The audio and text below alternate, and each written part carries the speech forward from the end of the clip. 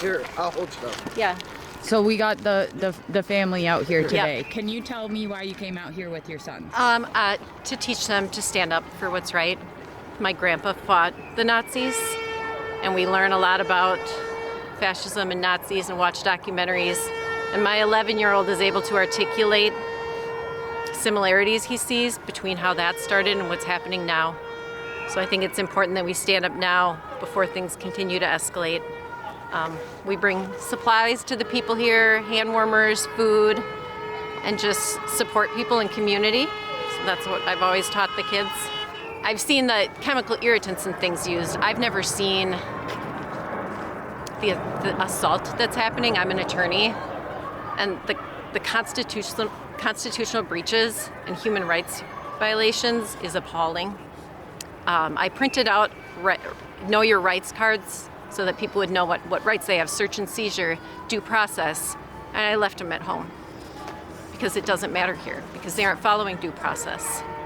It seemed so absurd to bring those cards here about you don't have to speak to an officer, you don't need to open your door. It was absurd looking at those cards because if you look around here, if you watch the news, none of that's being honored and respected, and that's what's horrifying, and that's what's different between this movement and the 2020 and 2021 Dante Wright movements is there's no law, there's no constitution being honored here.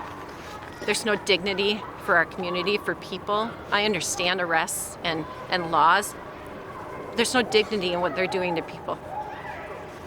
So in the Constitution, what role do the people play in this? I was interviewed earlier and asked a lot of political questions and a lot of questions about are the Democrats doing enough and Republicans and leadership, and I said none of that matters. This is not a political issue. There's not sides to this. We don't need to hear from the top and what our senators think. This is a movement of the people. The people need to help stop this. We need to use our bodies.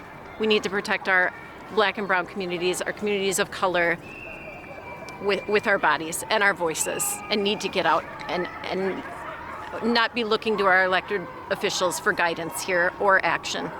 You need to be vocal on Facebook, in your book groups, at your gym.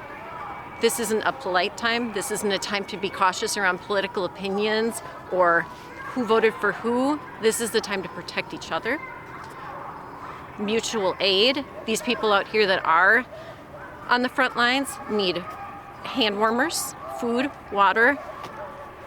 So that's what we're here to do. A republic if you can keep it, right? Yeah. Thanks, guys. Yeah.